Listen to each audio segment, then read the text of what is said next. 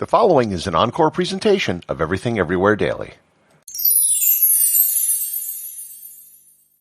Every year on the second Sunday in May, 96 countries around the world celebrate Mother's Day.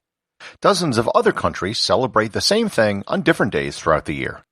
Mother's Day wasn't always a thing, however. Its creation was due to a small number of very determined women and, of course, greeting card companies. Learn more about Mother's Day and how it became a holiday on this episode of Everything Everywhere Daily.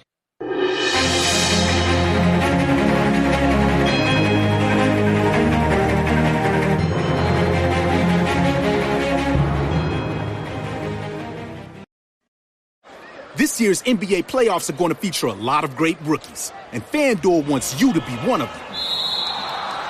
Make your debut on FanDuel Sportsbook with promo code ROOKIE, and your first bet is risk-free up to $1,000. So you can bet the point spread, grab the money line, or build a same-game parlay. And if you make a rookie mistake, FanDuel will give you up to $1,000 back in site credit, so you can take another shot. Okay, this guy's got potential.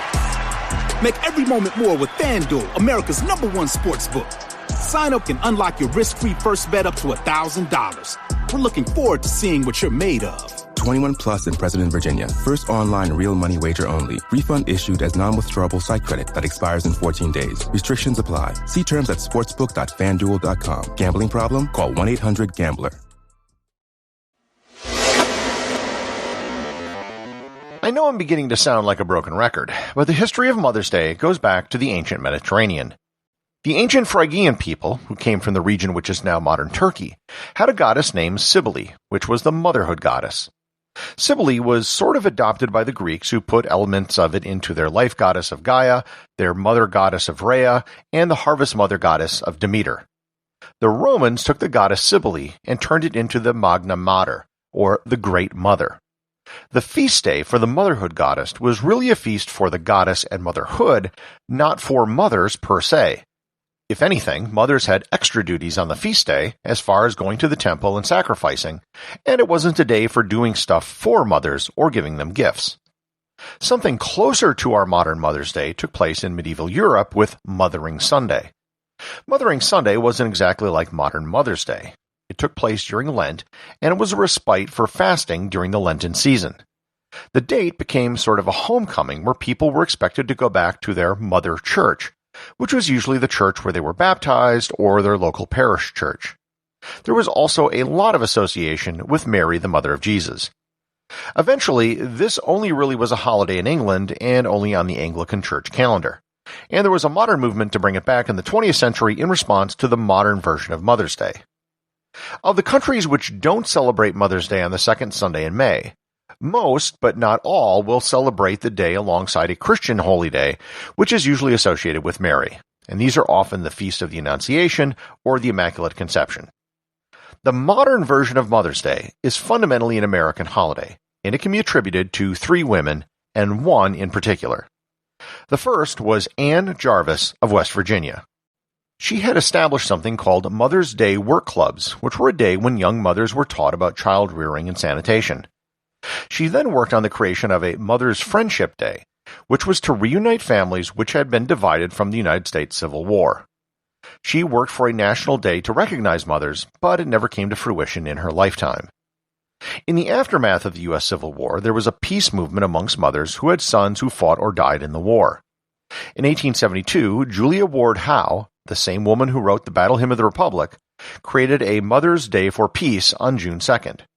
She also wrote the Appeal to Womanhood Through the World, which is today known as the Mother's Day Proclamation. The goal of the day was more about peace than it was about motherhood or a day for mothers. It was done in the aftermath of the U.S. Civil War and the Franco-Prussian War. The Mother's Day for Peace lasted a few years, mostly in Boston, which was directly funded by Julia Ward Howe herself, and then it just sort of petered out. The town of Albion, Michigan established a Mother's Day on May 13, 1877, but it got embroiled in local temperance movement politics, and it too never got anywhere. The creation of the modern Mother's Day finally came about with the death of the previous mentioned Anne Jarvis in 1905. When I say it came about from her death, I mean that quite literally. Her daughter, Anna Jarvis, led the efforts to create a national day for mothers in honor of her mother, who had always wanted such a day created. Anna Jarvis, her daughter, had a background in advertising and really had a much more coherent plan for getting her idea implemented. The first Mother's Day service was held on May 12, 1907, in the Andrews Methodist Episcopal Church in Grafton, West Virginia.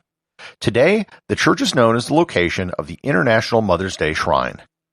In 1908, there was another service in West Virginia and a much larger celebration at the Wanamaker Department Store in Philadelphia.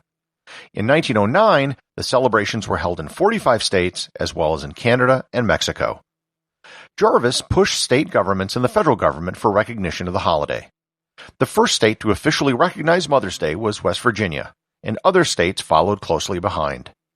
In 1913, Congress passed a resolution asking everyone in government to wear a white carnation on Mother's Day, which is the flower now associated with the holiday. And in 1914, Congress officially passed a resolution requesting the president to declare Mother's Day an official holiday. The next day, President Woodrow Wilson proclaimed the first National Mother's Day. In that first proclamation, it was to honor mothers who had sons who died in the war. The reason why the second Sunday in May is the date of Mother's Day is that it's close to the anniversary of Ann Jarvis's death. The reason why carnations are associated with Mother's Day is that it was her favorite flower. Now, Anna Jarvis, the daughter, was very savvy. She got Mother's Day recognized as a holiday through a very organized campaign. And she also had the assistance of florists who were all behind the idea of Mother's Day. She also got trademarks for the phrases Second Sunday in May and Mother's Day, and also created the Mother's Day International Association. Mother's Day quickly became big business. The florists she originally worked with, along with candy makers, were making tons of money, and Jarvis became obsessed with getting credit for Mother's Day. By 1923, in an interview with the New York Times, she ended up denouncing Mother's Day because of how commercial it had become. Over the years, she spent all of her money fighting for credit and against the commercialization of Mother's Day. In 1948, she was arrested for disturbing the peace for protesting Mother's Day, and was quoted as saying that she, quote, "wish she would have never started the day because it became so out of control," unquote. She was later put in a sanitarium, and her costs were covered by the very florists and greeting card companies who had made so much money off of her creation. She died penniless in 1948. Today, Mother's Day is still big business. It's estimated that $28 billion will be spent on Mother's Day in 2021, with billions being spent on flowers, jewelry, visits to restaurants, greeting cards, and of course spa treatment gift certificates. So, happy Mother's Day to all the moms out there. To everyone else, go and call your mom or do something nice for her.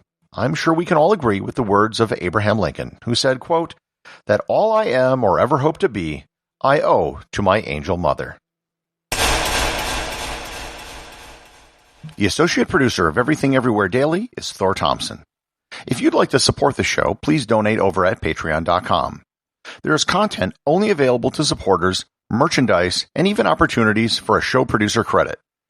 If you know someone you think would enjoy the show, please share it with them. Also remember, if you leave a 5-star review, I'll read your review on the show.